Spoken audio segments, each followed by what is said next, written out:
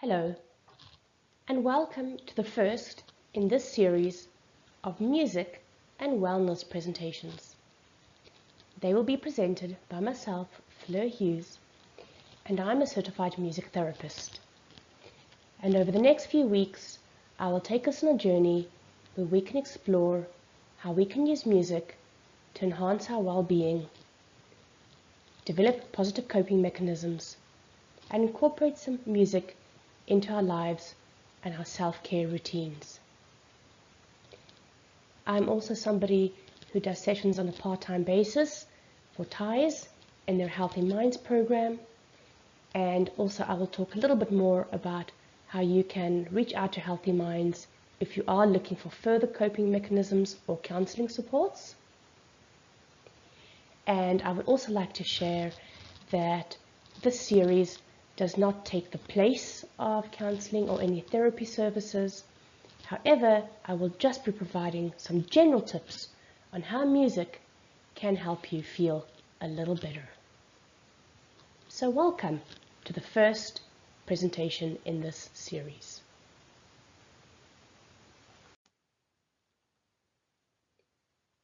I will provide an introduction about what our first presentation is about.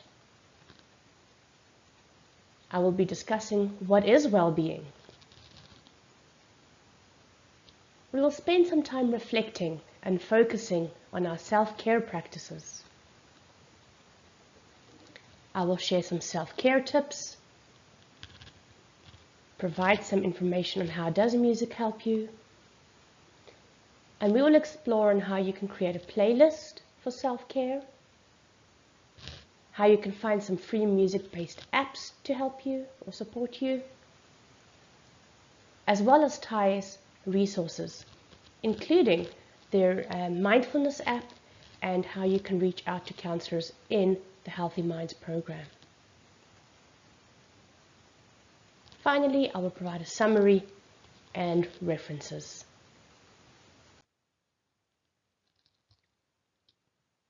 So throughout the year, whether it's the holiday season, the new year, perhaps after a long period of being away from work or being sick, perhaps it's emerging out of COVID, this might be a good time to take some time to reflect and spend a few moments thinking about how are you feeling, what is your current level of well-being, and are you engaging in any self-care?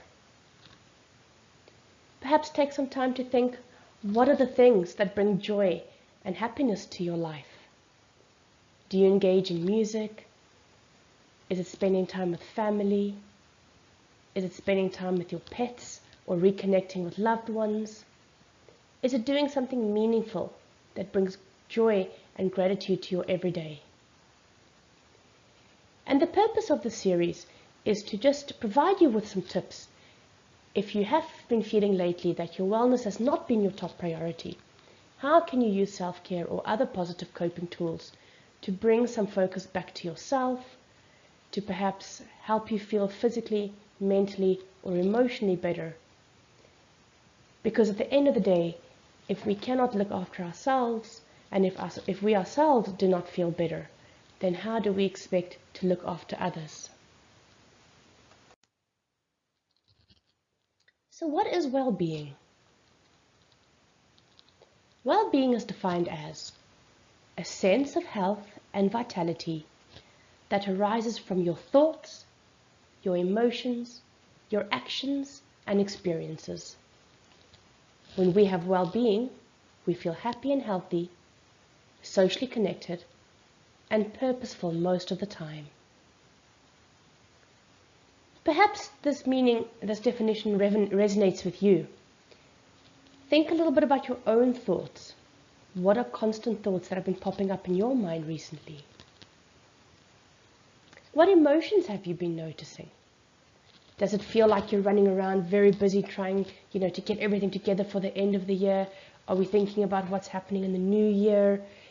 Depending whatever time you're listening to this workshop, how has your life been recently? How are your emotions reflecting how you're feeling? What about your actions? Are you feeling super stressed and find that you're withdrawing, not having time for meaningful things or experiences? And I want you to engage and think a little bit about what are the things that drive your well-being to feel better. What are things that make you feel happy? How are you engaging in healthy coping mechanisms? Eating well, getting exercise, reading, making time for yourself. It's as simple as having a nice bath. Thinking about how are you socially connected. Perhaps, we've had to isolate and spend a lot of time by ourselves, which have sort of physically and emotionally and mentally disconnected us from each other. But also, how can we socially connect? Think a little bit about the time that you are spending on social media. What images are being thrown at you? What sort of websites and YouTube videos and TikTok videos do you follow? Are these things that lift you up, or are these things that bring you down? And as I go through this presentation today, just spend some time reflecting on your well-being, and perhaps think about rating where is your well-being right now. On a scale of 1 being terrible, to 5 being average, to 10 being fantastic, where is your well-being?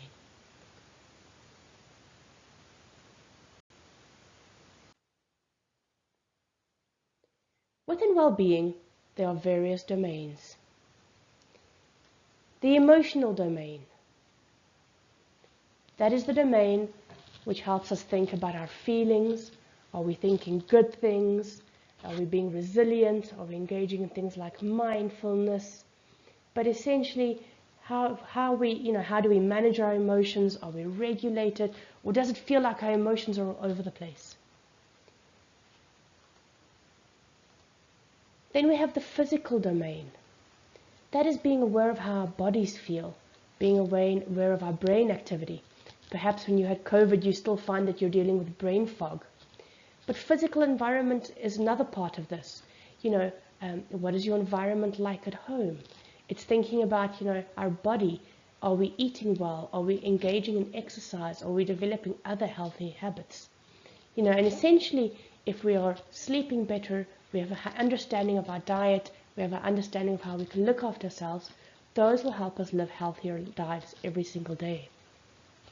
Another thing in terms of when we're thinking about, dis-ease or disease, feeling ill, feeling sick, feeling low, these often manifest themselves in our body.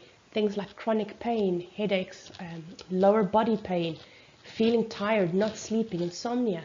These are all signs that our bodies are not functioning optimally. So to engage in feeling better in terms of well-being, in terms of a physical aspect, that means, how are you drinking enough water? Are you cutting down on sugary snacks and so forth? Another domain in our well-being is being connected, thinking about our mental well-being. That means, do we find that in the day we are present, we are focusing at one thing at a time? We're not trying to multitask and do a million things at the same time. Thinking a little bit about, again, that mental thing. How do we perceive ourselves? What words, what things are we saying to ourselves to pick ourselves up? Are we engaging in hobbies and activities that make us feel happier? If we think a little bit about our own mental health, where is that in terms of how you feel? If you're feeling lonely, insecure, or disconnected, these are things that might negatively affect our mental health. If we are feeling connected, we are feeling secure in ourselves, we feel like we are connected to our community, our family, our friends, those are things that pick up our mental health. And one of the most simple things that you can do in your day to also just gain mental clarity is to sit down and take a few deep breaths. So as I focus on this mental health domain, I invite you to just take 3 deep breaths, breathing in and out, and in and out, and in and out. And be aware of how your body and your mind feels. Another domain is work. We spend a lot of time at work. We have our own little community at work. And one of the things in life to, in essence, to have better well-being is also to be to feel fulfilled at work. To think about, does your work align with your interests and your skills? When you're at work, does it have meaning and enrich your life?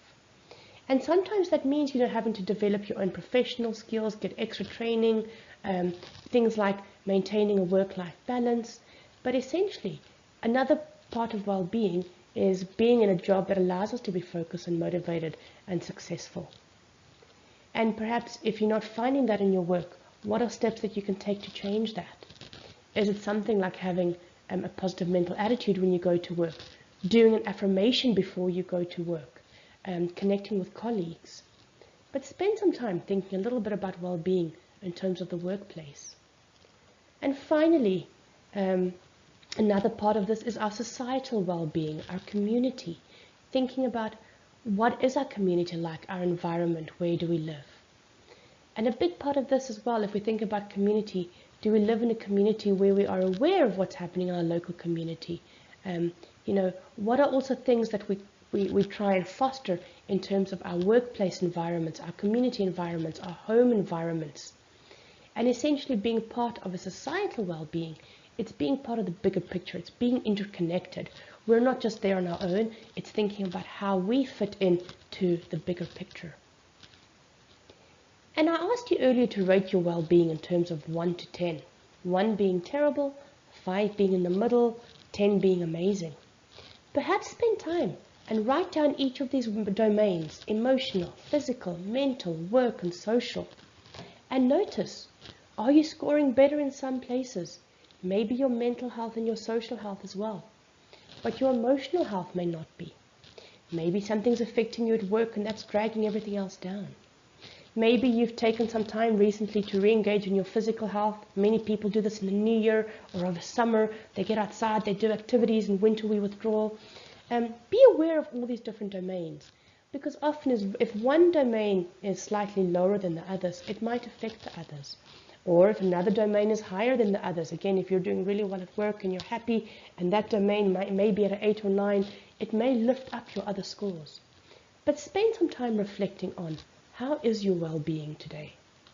And again, this is a spectrum. This doesn't stay static. This is ever-changing. And as we spend time, going into winter, or again, depending where you are, these domains are fluid and may change.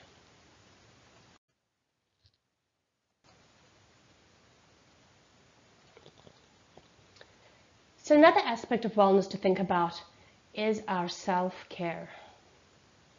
And what does self-care mean? Self-care means caring for yourself in your various life roles with compassionate action and mentality. And something that I love about this definition is it talks about all our various life roles, be that as mother or a father or a child, a sister, a brother, at work, but also with yourself. And a key takeaway here is thinking about compassion and being compassionate with yourself, being kind to yourself, being self-aware, and taking the time to be gentle to yourself too. We spend a lot of time fighting with ourselves, fighting with others, and in sort of a discord with some of the things that may happen around us.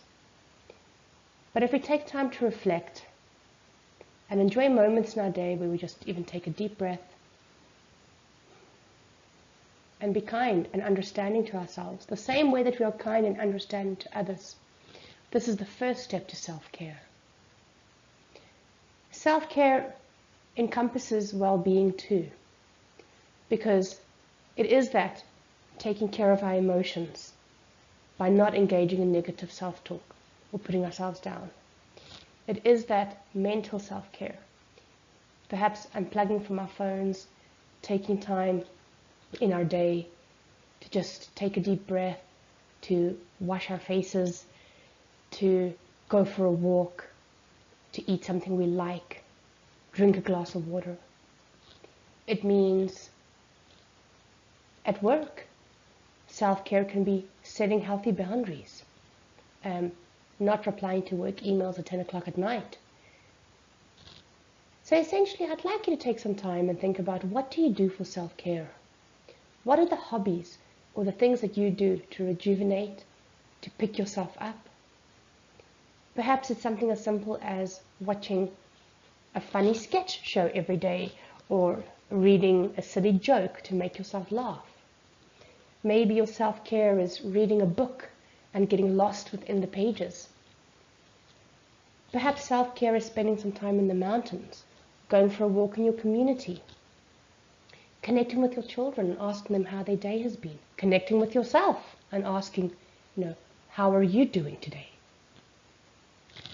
But another part of self-care is also knowing when to ask for help. And if you are feeling distressed, you are feeling worried, you are feeling like the year has just gotten too much, perhaps you need to reach out and find some counseling. Perhaps you need to reach out and go to many of the community services that are available there. And for example, with TIES, reach out to the Healthy Minds program and see one of their counselors. And if language is a barrier for you, they do also provide translation services. But self-care is about looking after yourself and your different aspects of well-being. And when you feel you cannot do that on your own, it's also being able to say it is okay to ask for help. So what are some self-care tips? Well, at any time of the year, be mindful of doing too much. Don't just leave everything to the last minute. Spend time thinking about what is something that I need to do today that is a priority. But what is something that I can leave till tomorrow or after the weekend? Set clear boundaries or expectations. Perhaps, if you find that you're constantly preoccupied by work, is it okay to not take work home with you? Is it okay to not be replying to emails outside of work hours? Another expectation is some me time. Maybe you need 30 minutes, 20 minutes, an hour where you listen to your favorite podcast, read your book, enjoy a nice bath or shower, go for a walk. Do something for just you where you're not having to do something for somebody else. Perhaps setting boundaries means everybody chipping in with chores and helping at home. A big part of setting boundaries is just taking that breath and knowing what can you do and what cannot you do. Where do you need help? How do you need to pace yourself? Another thing is bring awareness to how you're feeling. If you are feeling discomfort, if you are noticing that your body, perhaps you're feeling more tired, you're feeling brain fog, you're feeling distracted, think, how can you spend more time and energy, setting healthier boundaries around your time, around your energy. Try not to schedule everything to happen in one day or in 1 week. How can we pace ourselves better? Another thing too, think about the things you have healthy boundaries with, the people who you feel things are easy. Another thing is friendships, perhaps you're always reaching out to your friends, you're always the one to initiate a text, but they never reach out to you. Is that a healthy boundary? Be aware of your feelings. And another part of being aware of our feelings is recognizing where are those feelings manifesting themselves. Where are you noticing tension? Where are you noticing joy? A simple exercise that you can do is to just close your eyes and notice where are you feeling certain sensations in your body. And by being aware of those feelings, how can you work through them? Maybe if you're feeling joy and happiness, going for a walk and just smiling at a few people is going to spread that joy and happiness around. Maybe if you're feeling tension, engaging in a progressive muscle relaxation where somebody tells you to tense and relax your muscles, that is going to help you let go of some of that tension. Play your favorite song that cheers you up. And another thing in terms of being aware of feelings, as you engage in time and space for yourself and you bring this awareness to yourself, we have helpful and unhelpful feelings. We have big, we have small feelings. There is no such thing as a good or a bad feelings. A feeling is just that. It is an emotion, it is a feeling, it is something that is there. And all these feelings bring different things to our lives. Another thing is it's important to remember that we have these positive emotions, but also with our heavier emotions, they're there to serve a purpose. And essentially, emotions will come and go. They do not stay forever. Another way we can make time and space for ourselves is just take one day at a time. I find it so interesting when we think about all the holidays. I feel like sometimes all the Christmas decorations start being sold just after summer. I feel in December they're already sharing all the Valentine's Day things. We've forgotten how to live seasonally and just live day by day, moment by moment, month by month. So again, I think another thing is just take it day by day and allow yourself to immerse yourself fully in what you are feeling. Be present. That means when somebody is talking to you, if you're on your phone, look up and acknowledge them. Be present. If you're riding on the bus, look at your surroundings and be aware of where are you, what are you doing, who are the people around you on the bus. Be present when you're eating. When you take a bite of your favorite food, what do you love about the taste? When you're drinking something you enjoy, a cup of hot chocolate, breathe in the smell of the cocoa. Taste the sweetness, the warmth of the milk. Be present and enjoy the small things in your day. Because the lovely thing about it, if you enjoy those little things, take time to not be critical about yourself. Take the moments to enjoy the small things in your day. And again, don't try to do it all. Ask for help. And also, take care and make time for self-care. So in what ways can music help us? And as we shift to this more music part of the presentation, we all have some form of a relationship with music. We have all created music in some ways, whether you're singing in the shower or singing on your way to work, tapping your toe, spontaneously dancing to something while, tapping your knees, clapping your hands. We are all innate musical beings. And music can help us in so many ways. It is there, it is accessible, it is all around us, it is something we connect with in terms of our culture. And I want you to just spend a little bit of time and reflect, how does music help you? Does it help you in your daily life? Is it something that picks you up in the morning or helps you to fall asleep at night? Is it something that's helped you through a difficult relationship? Perhaps when you went through a breakup, did words of comfort help you through that breakup? It's important to be aware that music can help us through connection, because everybody has some form of a connection or a relationship with music. And I want you to think about, what is your connection with music? Do you use music to distract, to take you away from the things that you feel in your day? Or do you use music as a reinforcer to really make you feel even more intensely how you're feeling? Music is accessible. Nowadays we have it on our phones, we have it on the radio. Back in the 80s we all had a Sony Discman perhaps. Maybe you are a lover of vinyl records. But music is accessible. It is everywhere, it is around us, and it's a part of our daily lives. And some of the favorite music that I love in my life is the music of nature. Hearing the wind, hearing the birds singing, hearing the sounds of the urban music in our day. What do you hear in your community around you? We know that music affects us. It affects our body. It affects our minds. It's physiological and it is holistic.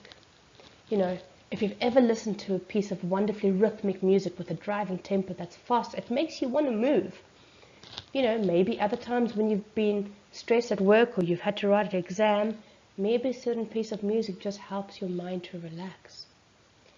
Maybe sometimes when we feel we can't say something, we need to play a song to be able to describe how we feel.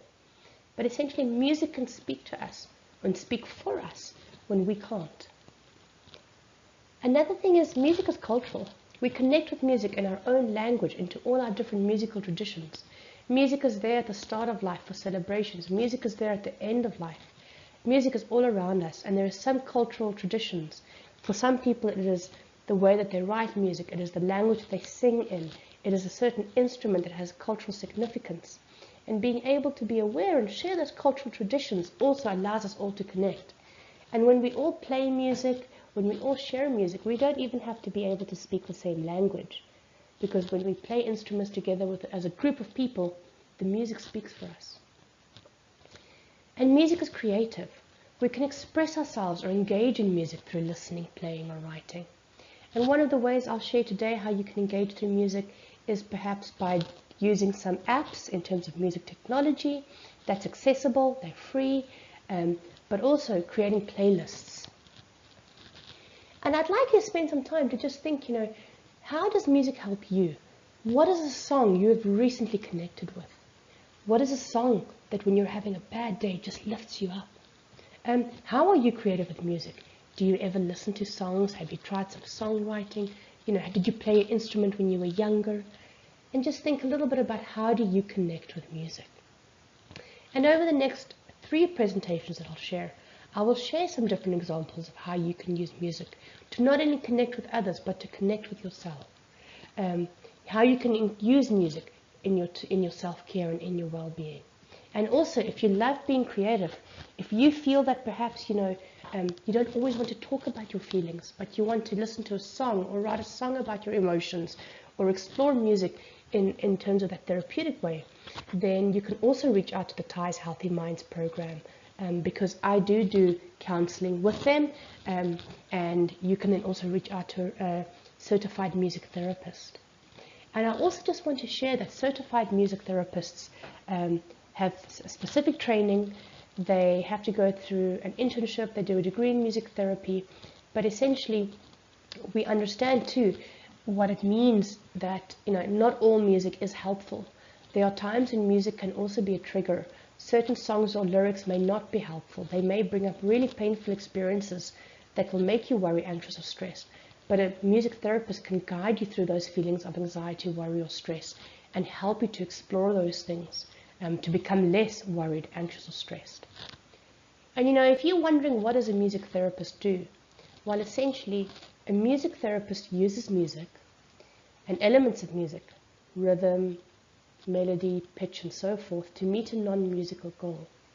So for instance, maybe if you are feeling anxious and you want to explore some songwriting to work through anxiety, that would be a great time to see a music therapist. So if you are interested in music therapy and connecting with music, you can also reach out to the Healthy Minds program and inquire more about music therapy.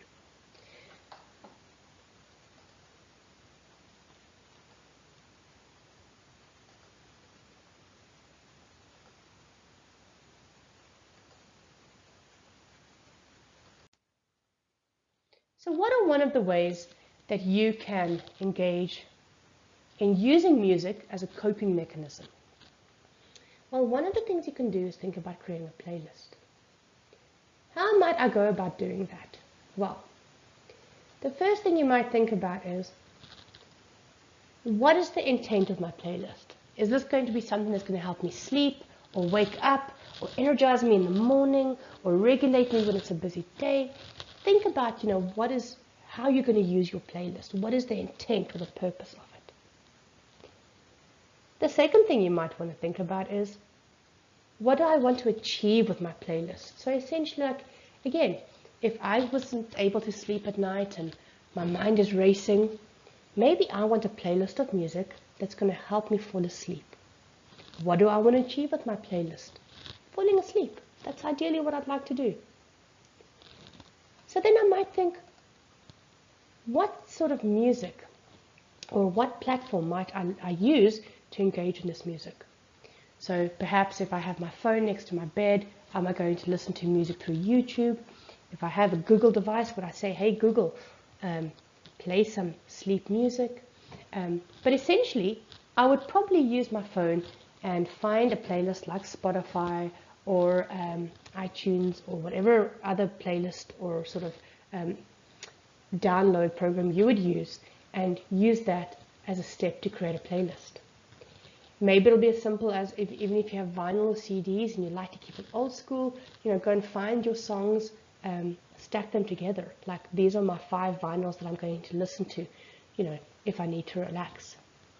Another thing to think about is, when you're thinking about your playlist, choose songs that meet your the intent of what you're doing. So for instance, if I wanted to sleep, I may choose instrumental music because words are too distracting. I don't like the sound of a violin, so I'm not going to listen to that before bedtime. But I love the sound of piano music, so maybe I'm going to listen to like Chopin nocturnes or other instrumental music. Think about 6 to 10 songs that can accompany the mood of your playlist. You don't need 1,000 songs for your playlist. Think about, when might I listen to my playlist? So if I had my 6 or 10 playlists 20 minutes before bedtime, I'm going to switch off the lights, I'm going to get comfy, I'm going to close my eyes, I'm just going to listen to the slow instrumental music that's going to help me relax, that's going to induce sleep. That's perhaps all I need. I'm probably not going to listen to my sleep playlist at lunchtime in the day before I get my 2 o'clock slump. And that brings me to point 5. Listen to your playlist at a set or specific time. So again, I'd like you to think perhaps you have created playlists. Perhaps you're just using music behind you. It's there. It's in your day. But there are so many different playlists you can have. You can have a motivational playlist. You can have a relaxation playlist. You can have your favorite work playlist. Your driving playlist. A lot of people don't like driving. Perhaps create a playlist that's going to help you not feel anxious as you're driving down McLeod Trail. So think a little bit about how you can use playlists. And again, if you have any questions around something like a playlist, if you also notice perhaps that certain music are creating certain sort of reactions or triggers for you, then that is a good time to also reach out to a certified music therapist. And even if it's not in terms of music, if you think about, if you are listening to music or even not music, just other things in your life, if you watched a certain show or you've read a book, or you're just noticing certain feelings of constant worry, constant distress, constant brain fog, constantly feeling like you're just not managing or coping, do reach out to a mental health professional.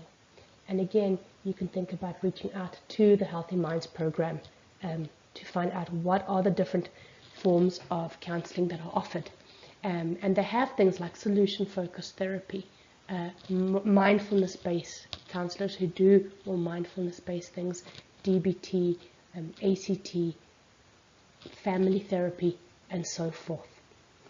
And also, when it comes to finding therapy, find a form of counseling or therapy that works for you. Because if you find a form of counseling or therapy that you enjoy, you are going to want to engage in that a lot more than finding a form of therapy that just is not suited to you. So what are some other ways too, just little things that you could do at home, to enjoy more music? Well, a lot of us nowadays have tablets, have phones, have an iPad or Android tablet and so forth. And I've just shared an example of some music-based apps. Some are free, some you have to pay a minimal fee for. But these are all ways that you can engage in music and be more creative. If you have teenagers, again, they spend a lot of time on their apps. Feel free to share some of these with them. I've put them into 2 different groups. They're the apps that can help you chill out, sleep, and relax. Things like Humly, Mix 2, calm music, better sleep, relaxed melodies.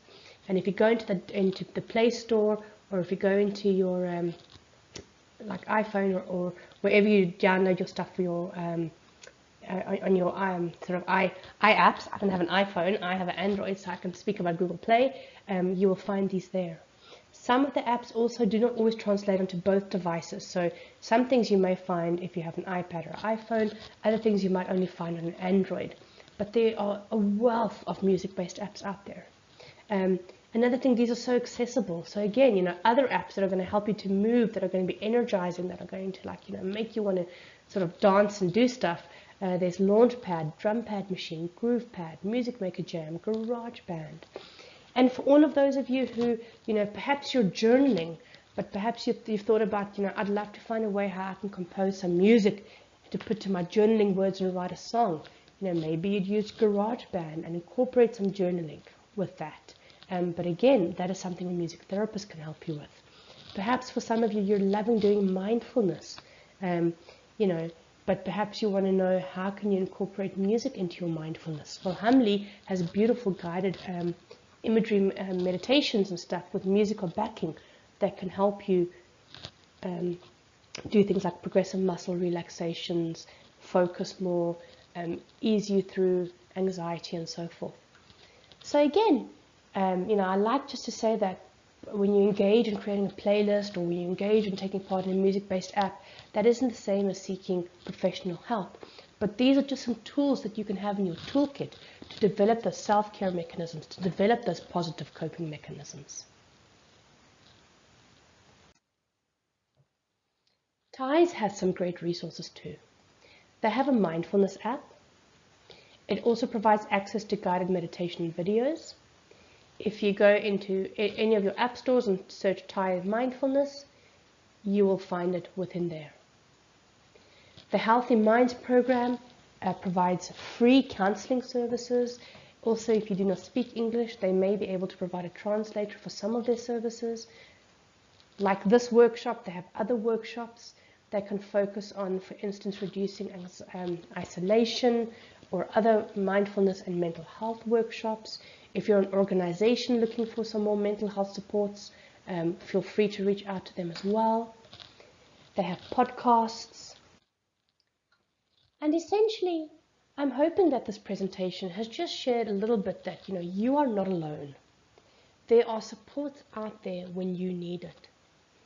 However, the hardest and the most difficult step is taking that first step to finding the support when and where you need it. Take time to reflect on how your mental, emotional, spiritual, and physical well-being is important. And when one of those things is out of sync, it may affect all the others. So bring those things back into sync. Find who you are. If you feel that you've lost yourself in this year, in the busyness of everyday life, you don't even know who you are anymore, make time for self-care. Take the time to reconnect with yourself, because you cannot pour from an empty cup. So fill your cup. Fill your cup with the things that you love and love doing, the things that bring you enjoyment, the things that are going to make you resilient. Feel healthy, feel better, feel well. Talking is one way that we can work through our stress.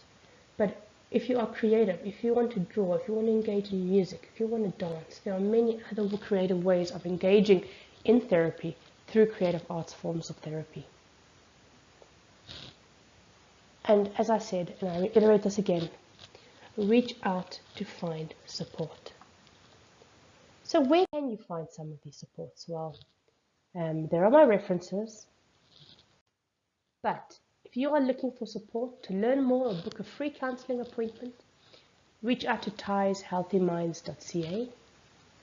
If you're interested in workshops, you can send an email to the Healthy Minds at Immigrant Education Society. You can also phone them.